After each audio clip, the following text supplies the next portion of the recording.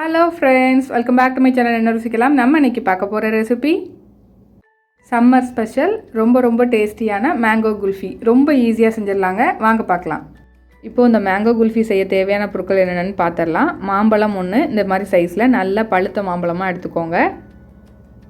பால் 500 ml, கோதுமை மாவு 2 table spoon. இதுக்கு பதிலாக நீங்கள் மைதா, அரிசி மாவு அப்படி இல்லைனா கார்ன்ஃப்ளவர் ஏதாவது 2 டேபிள் ஸ்பூன் எடுத்துக்கலாம்.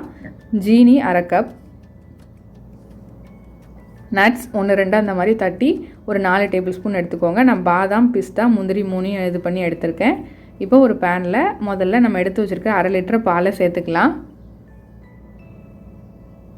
சேர்த்துட்டு கொஞ்சம் லைட்டாக அந்த மாதிரி முறையாக வர ஆரம்பிக்கும். மீடியம் ஃப்ளேமில் வச்சே பண்ணுங்கள். அந்த மாதிரி வர ஸ்டேஜில் நம்ம எடுத்து வச்சுருக்க கோதுமை மாவில் பால் சேர்த்து நல்லா மிக்ஸ் பண்ணி ஒரு ஃபில்ட்ரு வச்சு இதில் சேர்த்துக்கலாம்.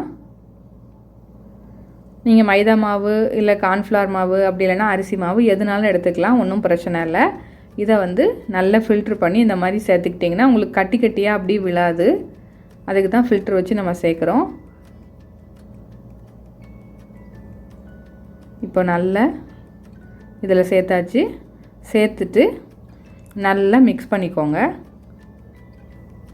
நல்ல கோதுமாவு அதில் கரைஞ்சி வரும். அந்தளவுக்கு கரைஞ்சி வந்ததும் இப்போ இதில் நம்ம சுகர் சேர்த்துக்கலாம்.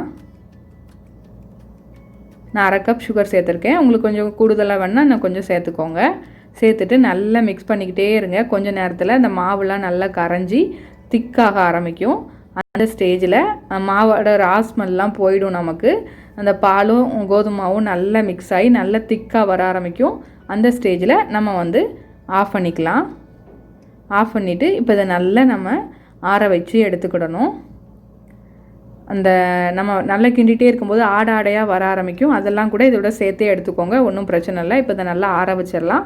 இந்த கேப்பில் நம்ம மாம்பழத்தை நல்லா கட் பண்ணி அதை மிக்சியில் அரைச்சி எடுத்துக்கலாம். இந்த மாதிரி பேஸ்ட்டாக அரைச்சி எடுத்துக்கோங்க. இப்போ இந்த பால் ஆறினதும் இந்த மாம்பழம் அரைச்சி வச்சுருக்கோம்ல, இது கூட இதை சேர்த்துக்கலாம். சேர்த்துட்டு அதுக்கப்புறம் இதையும் நல்லா அரைச்சி எடுத்துகிட்டு வந்துடலாம். ரொம்ப டேஸ்ட்டாக இருக்குங்க. நம்ம கோதுமை மாவு சேர்த்ததெல்லாம் கொஞ்சம் கூட அதில் தெரியவே செய்யாது. அப்படியே நம்ம கடையில் வாங்கி சாப்பிட்ற குல்ஃபி மாதிரியே இருக்கும்.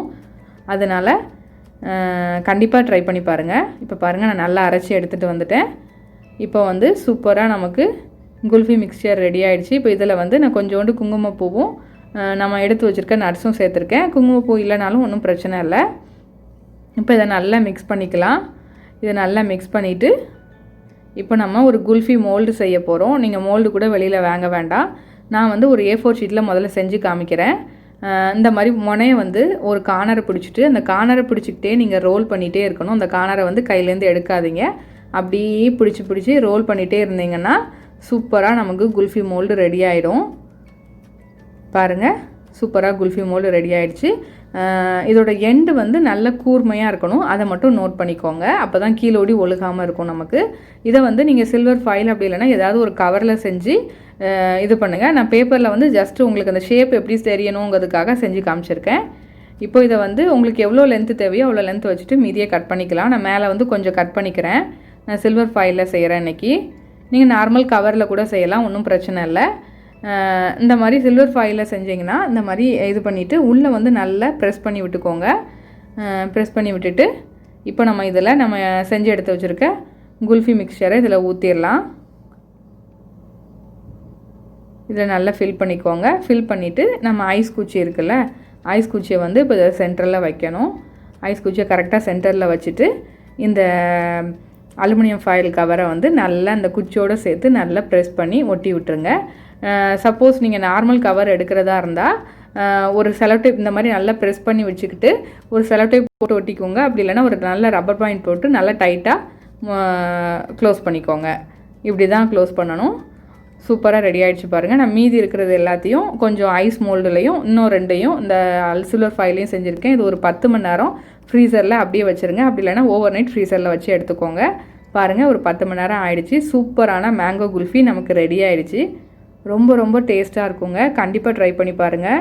கொஞ்சம் கூட அந்த கோதுமை மாவு சேர்த்ததெல்லாம் இதில் தெரியவே செய்யாது. அந்த அளவுக்கு சூப்பராக இருக்கும். அதுவும் இல்லாமல் அந்த மாவு சேர்த்து நம்ம செய்கிறனால உங்களுக்கு சீக்கிரமாக உருகாது. நல்ல சூப்பராக கடையில் வாங்குற மாதிரி அப்படியே இருக்கும். கண்டிப்பாக ட்ரை பண்ணி பாருங்கள். எவ்வளோ சூப்பராக இருக்குன்னு. இந்த ரெசிபி உங்களுக்கு பிடிச்சிருந்துச்சுன்னா லைக் பண்ணுங்கள், ஷேர் பண்ணுங்கள், கமெண்ட் பண்ணுங்கள். மறக்காமல் நம்ம என்ன ருசிக்கலாம் சேனலுக்கு சப்ஸ்கிரைப் பண்ணாதவங்க சப்ஸ்கிரைப் பண்ணி பக்கத்தில் உள்ள பெல் ஐக்கானை கிளிக் பண்ணி ஆளுங்கிற பட்டனை கிளிக் பண்ணிக்கோங்க. அப்போ தான் நம்மளோட ஃபியூச்சர் ரெசிபீஸ்லாம் உங்கள் நோட்டிஃபிகேஷன் லிங்க்கில் வரும். Thank you friends.